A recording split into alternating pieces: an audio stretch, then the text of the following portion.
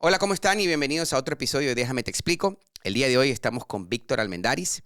Él es parte de nuestro equipo. Aquí hacemos nosotros préstamos para personas que quieren comprar casa, su primera, segunda, inversiones. Y este podcast contestamos más bien preguntas de varias personas que nos están poniendo en nuestras redes sociales y también en las redes sociales de él. Y pues vamos a dejar aquí abajo sus redes también para que ustedes puedan seguirlo. Él también hace contenido y habla mucho de lo que es la parte de préstamos, inversiones, entre otras cosas más. Yo quiero presentarlo y aparte de eso, quiero también que si ustedes tienen alguna pregunta en el futuro, después de que vean este podcast, mándenos sus preguntas a podcast@dejametexplico.com y de esa manera nosotros vamos a crear estos podcasts contestando esas preguntas. Incluso también podemos crear contenido. Muchísimas gracias por estar aquí otra vez conmigo y gracias, Víctor, por venir aquí a ayudarnos a entender muchas cosas. Hace mucho tiempo que no hacíamos uno de estos podcasts, Víctor. Sí, no, gracias. Siempre lindo estar aquí y poder hablar de todos los temas y las preguntas que tienen las personas.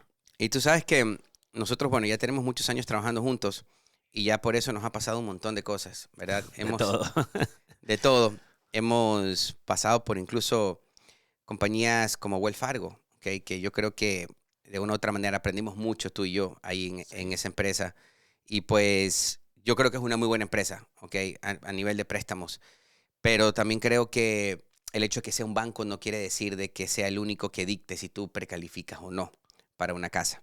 Y en un ratito vamos a estar contestando preguntas, ¿ok? Pero para mí es importante tocar ese tema, ya que no sé si a ti te ha pasado, pero hay personas que como se le hacen familiar, ¿ok? Su banco en el que van y depositan y todos los meses se meten a la aplicación y hacen pagos de sus tarjetas de crédito y todo lo demás.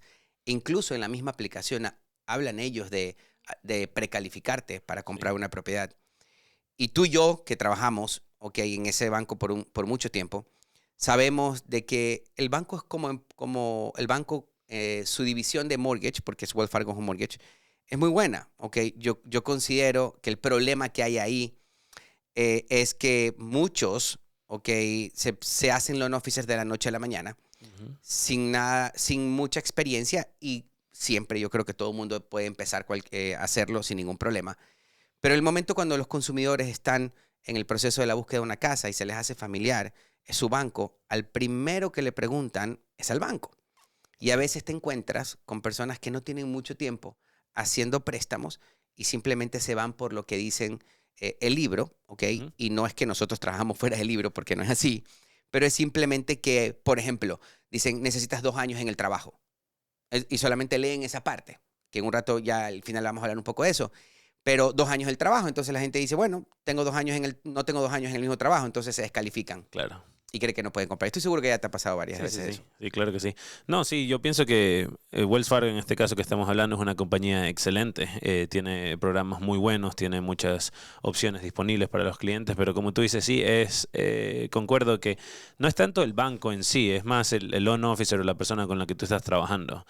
Pienso que eso es lo más importante porque el ejemplo que tú estás dando de la historial de trabajo. Yo empecé en Wells Fargo y pudiéramos decir que yo era prácticamente nuevo Ujú. en el mundo de los préstamos cuando empecé. Yo aprendí muchísimo, como lo estás mencionando.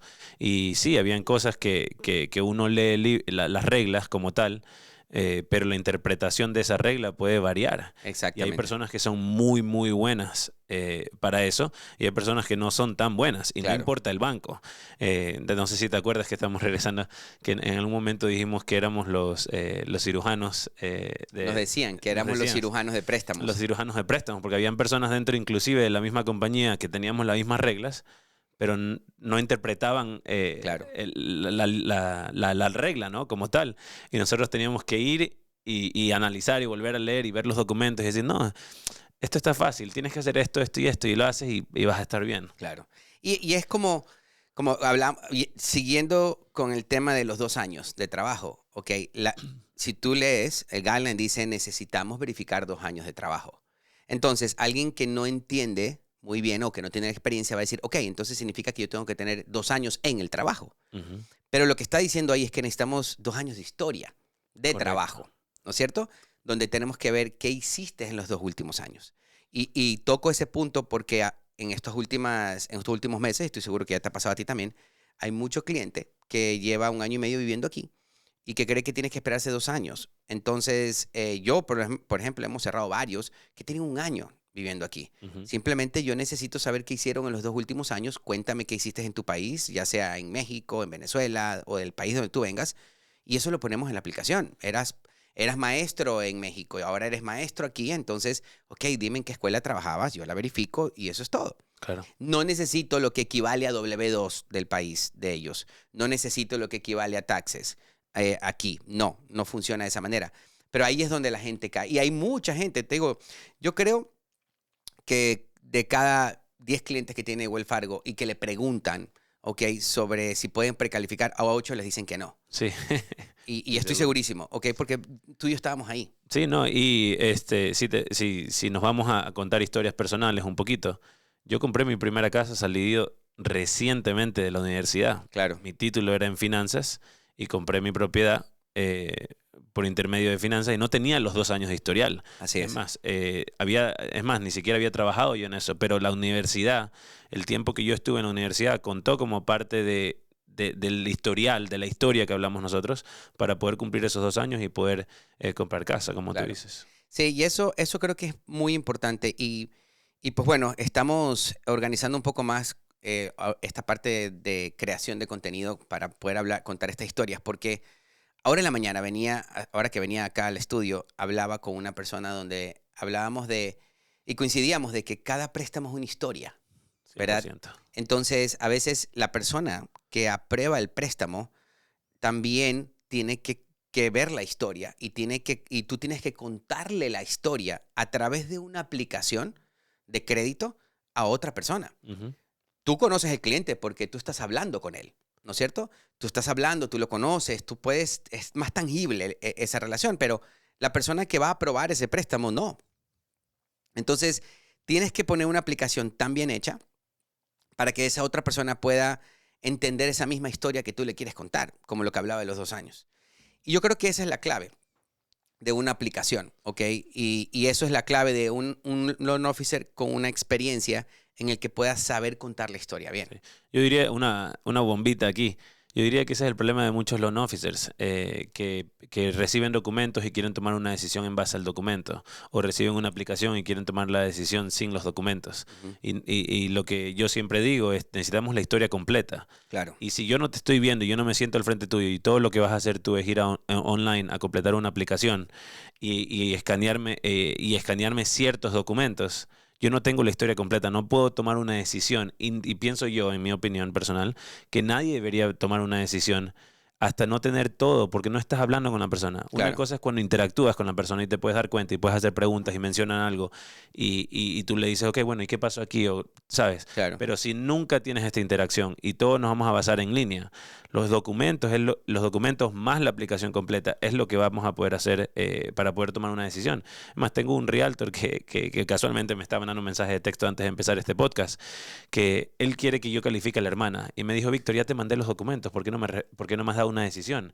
Entonces yo le digo, ¿cómo te doy una decisión si ni siquiera has completado la aplicación? Yo claro, necesito todo. Te claro, voy a dar una decisión en los documentos, te la voy a dar mal. Tal vez ni siquiera te voy a dar la respuesta correcta. Tal vez Es más, ahorita en los documentos estoy pensando que no puedo hacer el préstamo a tu hermana. claro. Le dije, completa la aplicación y déjame ver qué podemos hacer. Entonces dice, ok, bueno, está bien. Entonces supuestamente ya me va a completar la aplicación, la hermana. Pero, Así es es. importante todo. Mientras más información tenemos nosotros, mejor es. Así es. Y eso porque ese es nuestro trabajo.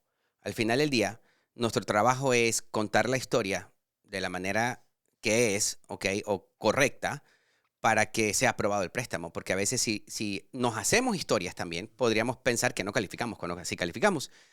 Y yo ya quiero empezar un poquito con lo de las preguntas. Y recuerden que si alguien quiere que nosotros le contestemos una pregunta en especial, mándanos un correo electrónico a podcast@dejametexplico.com y ahí nosotros vamos a crear este podcast para poder contestar tu pregunta. Incluso si es que dejas tu información, te podríamos mandar el link para que puedas ver todo el podcast y también la respuesta, por supuesto.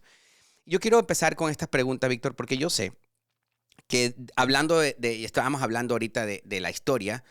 Una de las cosas que cuentan mucha historia de ti es el crédito, ¿ok? Y hay una pregunta que a mí me llamó la atención. Y esta pregunta me la han hecho varias veces, pero yo me acuerdo, porque pues yo a veces de vez en cuando me pongo también a leer todos los comentarios que están haciendo, porque me gusta mucho ir contestando a la comunidad.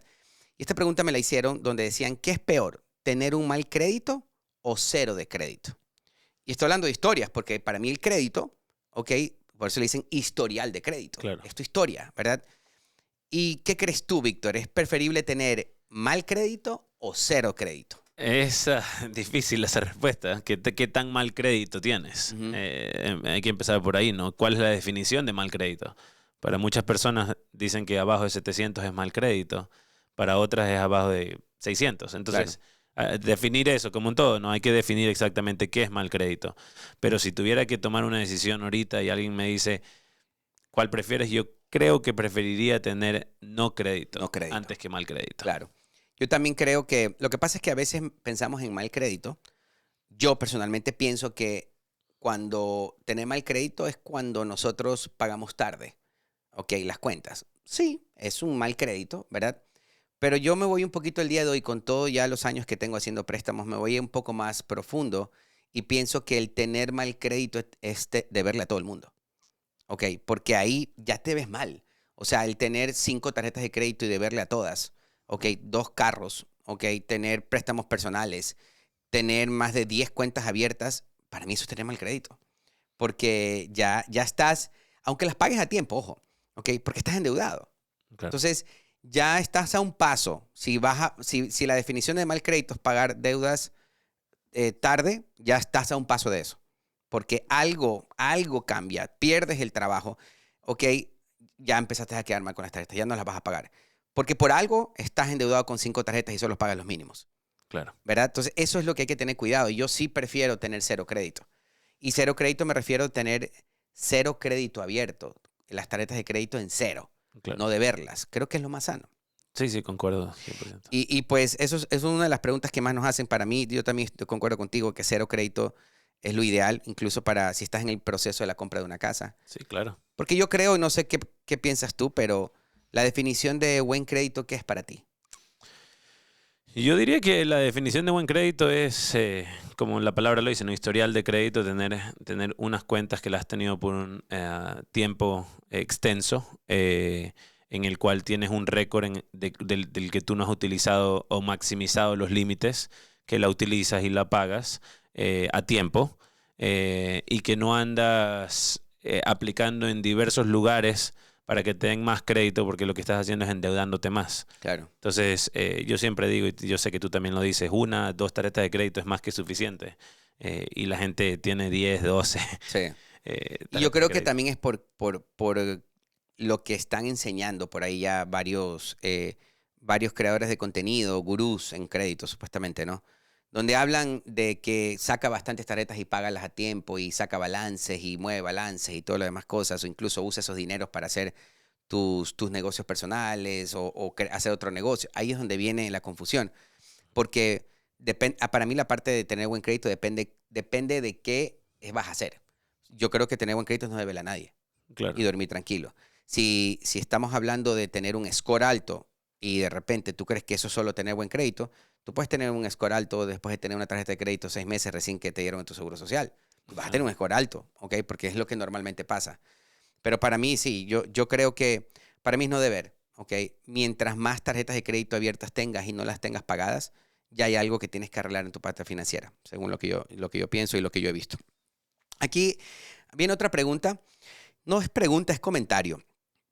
Y creo que este comentario ahorita lo hacen muchas personas de diferente manera. Y dice, mi problema nunca ha sido comprar la casa. El problema es que las casas baratitas, dice él, son de 500,000 y te queda un paguito de 4,000. Por eso es mejor rentar y mejor yo no lo intento. Es un comentario. Claro, es un comentario, sí. Sí, hay muchas personas que piensan inclusive que rentar es mejor que comprar, ¿no? Claro. Y cada quien tiene el derecho a poder opinar, el derecho a poder pensar como quiera, ¿no? Lo único que yo siempre me baso en esto es, sí, el pago de la casita, como menciona esa persona, es de $4,000 en un precio de $500,000.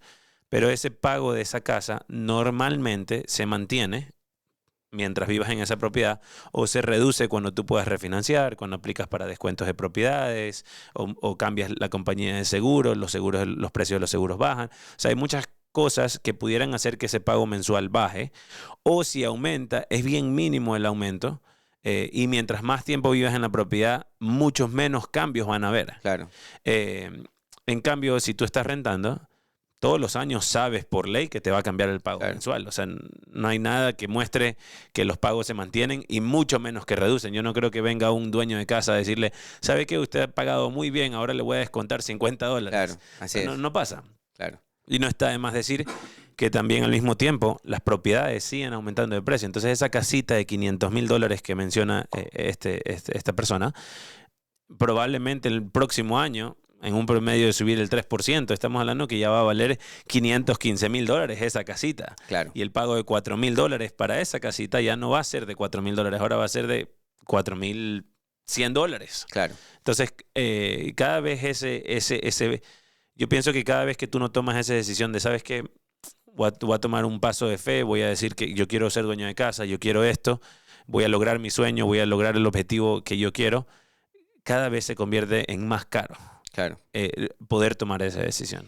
Yo creo que sí, sí, se vuelve más caro y yo siento que cada vez se va a hacer un poco más complicado el poder pagar una casa. O sea, el que te alcance tu ingreso para pagar la casa. Yo lo veo así y allá vamos, ¿verdad? Se dice que incluso va a llegar un momento donde todo esto de rentas cortas va a ser lo único que la gente va a poder agarrar, ¿ok? Y va a tener que vivir en rentas cortas de 6 meses, porque a la gente que está comprando ahora es la gente que va a poderse quedar. O sea, se dicen varias cosas. Yo pienso, con respecto a este comentario, yo pienso que es cuestión de prioridades, ¿ok? O sea, también así como veo, el comentario dice, las casas baratitas son de 500,000 y la deuda del paguito son 4,000. Pero también a veces yo veo muchas personas que tienen un carro de $1,500 cuando pudieran tener uno de 300, ¿verdad? Y claro, y carros de $100,000, de 80,000, de 90,000. Y por supuesto que el carro de 80,000 no se va a ver igual, ¿ok? Que un carro de 30, de 40, pero si lo compras como una herramienta o si lo compras como para lo que en realidad es que es un transporte, va a ser lo mismo. Te va a llevar y te va a traer va a ser exactamente lo mismo. Incluso hace mejor el que tengas un pago menos porque tienes más dinero, ¿ok? Tienes más cash flow exactamente disponible. Entonces yo creo que es cuestión de prioridad. A veces a nosotros no nos alcanza a pagar la casa mensual, o no podemos pagar algo mensual, es porque simplemente ya venimos con otras deudas que no tienen nada que ver el pago de la casa. Y yo no creo que el comprar una casa por eso es para todo el mundo. Yo creo que ahí ya cada vez se va cerrando, ¿ok? Y es para una cierta cantidad de personas que decidieron, ¿ok? No solamente ahorrar dinero para el down payment, sino que decidieron no endeudarse, ¿ok? Le dieron prioridad a comprar una casa antes de meterse a un carro, antes de tener tarjetas de crédito, antes de pagar, de financiar a 6 meses sin intereses unos tickets a un concierto que probablemente no podían ir, pero se metieron a ir a VIP y pagar $500 por el ticket porque ahora te lo financian. ¿Okay? Entonces, hay un montón de cosas que la gente decide hacer y después, ya cuando ves la casa, lo ves caro. ¿Okay? Por supuesto, si tú le sumas $4,000 mensuales a ya $2,000 en deudas que tienes, pues es bastante. Son $6,000. Ya deberías de ganar $12,000, no solo para calificar, sino para vivir. Y es la manera como yo lo veo. O sea, y eso es lo que está pasando con mucha gente. Aquí hay uno más. Y dice, hola Kenneth, yo quisiera tu ayuda, ya que me tuve que atrasar con un pago del mes del mortgage por situaciones personales. Pero tenía la duda si con este atraso que tuve me genera algún tipo de problema para comprar mi segunda casa. Bueno, primero tendremos que saber cuántos días estuvo atrasado, ¿no? Porque hay mucha gente que tampoco entiende este concepto que si el pago es el primero, tú puedes, si pagas el 2, no estás tarde un día. Claro. Puedes pagar el 2, 3, 4, 5, 6, 7, 8, hasta el día 30 del mes y tú legalmente no estás tarde. En el concepto de que pagaste después del primero estás tarde, pero para motivos de crédito en el cual ya te reportan y todo eso, no estás tarde. Si ya te pasas al siguiente mes, ahí ya estás tarde porque estás más de 30 días tarde. Claro. Ahí ya vas a ser reportado al buro de crédito. Entonces, la primera pregunta que yo haría, que viene a lo mismo de la historia, es qué día pagaste, ¿no? ¿Cuántos Claro. días estuviste tarde? Porque inclusive los bancos o las compañías que reciben los pagos te cobran y te ponen multas después del día 14 muchas veces. Así es. Entonces, para el banco estás tarde, pero para motivos de crédito no estás tarde. Y una vez que ya sepamos eso, entonces tenemos que ver hace cuánto fue. Si fue el mes pasado, entonces sí, va a causar problemas probablemente, porque si estuviste atrasado hace un mes, ¿qué piensas que el banco te va a aflojar más dinero para que compres otra segunda propiedad? Claro. Pero si estuviste atrasado hace 3 años y tienes una carta de explicación de cuál fue la razón personal por la cual te atrasaste, entonces hay muchas posibilidades de que puedas comprar una segunda casa. Yo creo que ahí dijiste un punto importante. Hay mucha gente que cree que porque no pudo pagar el primero, ya se atrasó. Y me ha pasado un montón de... Lo que acabaste de decir me ha pasado un montón de veces porque tengo clientes que me dicen, es que yo no voy a poder comprar una casa porque me he atrasado 2 veces, en el pago del mortgage. Y cuando corro el crédito no lo veo. Entonces, es porque la gente cree que si no paga el primero, ya estuvo tarde. Y bueno que toques ese punto, ya que para crédito necesitas estar 30 días tarde. Significa que si tu pago es el primero y no lo pagaste en todo el mes y lo pagas el siguiente primero, es ahí donde se reporta. Correcto. Es más, si estás en una situación, en la que no has podido pagar el primero y estás en una situación económica fuerte y estás por el 28 y lo puedes pagar, págalo. Porque ahí no te ha afectado el crédito todavía. Yo voy a correr el crédito y no va a salir los tardes. Correcto. Es importante entender que existe 30 días tarde, 60 días tarde y 90 días tarde.